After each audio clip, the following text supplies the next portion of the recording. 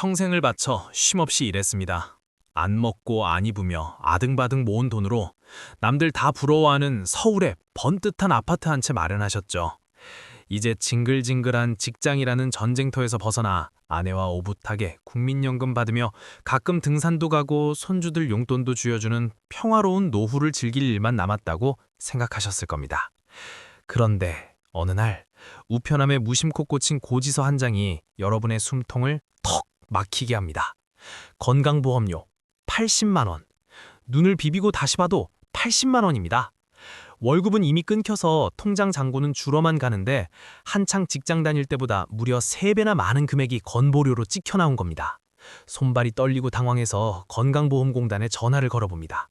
여보세요. 제가 은퇴해서 소득이라곤 연금 100만 원 남짓이 전부인데 건보료가 80만 원이라뇨? 이거 전산 우려 아닙니까?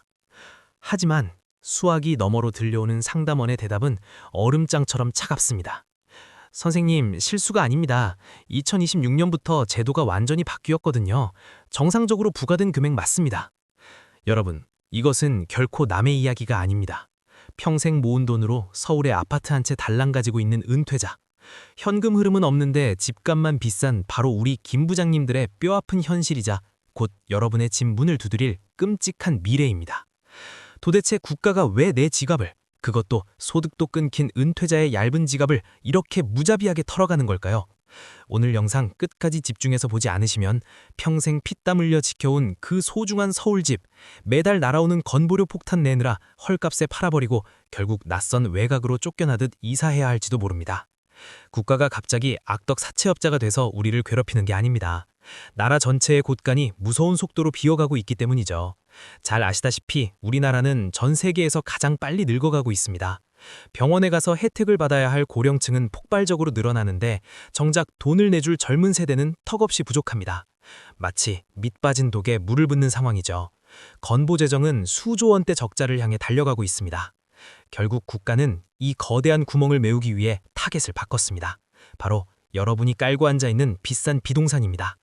2026년을 전후로 건강보험 제도의 판이 완전히 뒤집힙니다. 그 중에서도 서울 자가 보유자에게 가장 치명적이고 무서운 변화는 바로 재산에 매기는 보험료가 정률제로 바뀐다는 겁니다. 예전에는 내 재산을 60개 등급으로 뭉뚱그려서 나눴습니다. 그래서 집값이 조금 오르더라도 등급 구간면 안 바뀌면 아슬아슬하게 버틸 수 있는 틈이 있었죠. 하지만 이제는 그 틈이 완전히 사라집니다. 정률제가 도입되면 여러분이 가진 서울 아파트의 가치, 그 금액 전체에 정확히 비례해서 칼같이 세금을 매기겠다는 뜻입니다. 소득은 매달 들어오는 국민연금이 전부인데 서울에 10억, 15억짜리 집이 있다는 이유 하나만으로 엄청난 건보료를 감당해야 하는 상황. 겉보기엔 부자 같지만 매달 낼 돈이 없어 쩔쩔매는 하우스 푸어의 덫에 완벽하게 빠지게 된 겁니다. 그렇다면 우리는 이대로 가만히 앉아서 매달 수십만 원씩 피 같은 노후 자금을 뜯겨야만 할까요? 절대 아닙니다. 제도의 판이 바뀌었다면 우리는 그 바뀐 룰 안에서 새로운 생존 공식을 찾아내면 됩니다. 이 거대한 파도를 완벽하게 피할 수 있는 합법적이고 강력한 방어막 3가지를 지금부터 공개하겠습니다. 메모지 준비하시고 당장 내일 아침에 확인하고 실행하셔야 합니다. 첫 번째 방어막, 부부 공동 명의로 재산 과표를 반토막 내는 겁니다. 건강보험료 시스템의 가장 큰 특징은 재산을 개인 단위로 평가한다는 겁니다. 만약 여러분이 살고 있는 10억짜리 서울 아파트가 남편 단독 명의로 되어 있다면 어떻게 될까요? 남편 한 사람에게 10억 원이라는 거대한 재산 기준이 통째로 얹혀서 건보료 폭탄을 피할 길이 없습니다. 피부양자 탈락은 물론이고 어마어마한 지역가입자 보험료를 내야 하죠. 하지만 이 집을 아내와 5대5 공동 명의로 바꾸면 마법 같은 일이 벌어집니다. 10억이라는 재산이 남편 5억, 아내 5억으로 정확히 쪼개집니다. 두 사람 모두 재산 과표 기준선 아래로 안전하게 내려가게 되는 거죠. 단순히 명의 하나 나눴을 뿐인데 매달 80만 원씩 내야 했던 보험료가 0원이 되거나 반 이하로 뚝 떨어지는 극적인 효과를 볼 수 있습니다. 두 번째 방어막, 고소득 자녀와의 완전한 세대 분리입니다. 은퇴하시고 나서 아직 결혼 안 한 직장인 자녀나 프리랜서로 돈 잘 버는 자녀와 한 집에 살고 계신 분들 많으시죠? 당장 자녀의 주민등록상 주소지부터 확인하셔야 합니다.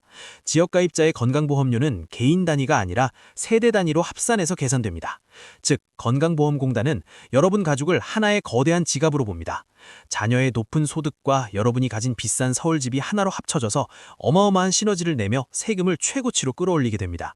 소득 없는 부모님 입장에서는 너무나 억울한 일이죠. 해결책은 간단합니다. 자녀의 주소지를 다른 곳으로 옮겨서 독립적인 세대로 완전히 분리하세요. 시스템은 이제 여러분을 별개의 가구로 인식합니다. 자녀는 본인 소득만큼 내고 부모님은 쪼개진 재산만큼 내면 됩니다. 동사무소 가서 서류 한 장 처리하는 행정적 수고로움만으로 매달 수십만 원이 굳는 가장 확실한 재테크입니다. 마지막 세 번째 방어막, 퇴직 직후 골든타임을 잡는 임의 계속가입 제도입니다. 평생 직장이라는 튼튼한 성곽 안에 있다가 은퇴라는 광야로 쫓겨나면 가장 먼저 날아오는 화살이 바로 이겁니다.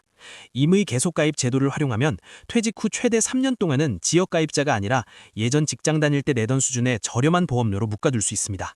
말 그대로 3년이라는 귀중한 방어 시간을 벌어주는 합법적인 치트키죠. 이 3년 동안 앞서 말씀드린 공동명의나 세대분리 같은 장기적인 절세 세팅을 마무리하시면 됩니다. 단 여기서 절대 잊으시면 안 되는 게 있습니다. 이 제도는 골든타임이 생명입니다. 퇴직 후 처음으로 지역보험료 고지서를 받고 나서 딱 2달 안에 무조건 신청하셔야 합니다. 이 2달의 시간을 놓치면 다시는 이 황금방패를 들 수 없습니다. 여러분, 2026년 건보료 대개편은 저 멀리서 다가오는 소문이 아니라 이미 우리 발등에 떨어지고 있는 거대한 해율입니다. 피할 수 없다면 휩쓸리지 않도록 당장 오늘부터 튼튼한 방파제를 쌓으셔야 합니다. 오늘 제가 말씀드린 부부 공동명의, 세대분리, 그리고 임의 계속가입, 이 세 가지만 내 상황에 맞게 제대로 세팅해 두셔도 평생 피땀 흘려 지켜온 소중한 서울 아파트를 고작 건보료 몇십만 원 때문에 헐값에 넘기는 비극은 완벽하게 막아낼 수 있습니다. 건보료 무섭다고 이리저리 돈을 숨기거나 자산을 깎아먹는 바보 같은 투자를 하지 마세요. 제도의 정확한 루치를 알고 내 상황에 맞게 최적화하기만 하면 여러분의 노후 자산은 다시 안전하게 우상향할 수 있습니다. 당장 오늘 가족들과 식탁에 앉아서 여러분의 재산 명의와 주소지부터 꼼꼼하게 확인해 보시길 바랍니다. 오늘 정보가 여러분의 소중한 노후와 지갑을 지키는데 조금이라도 도움이 되셨기를 바랍니다. 감사합니다.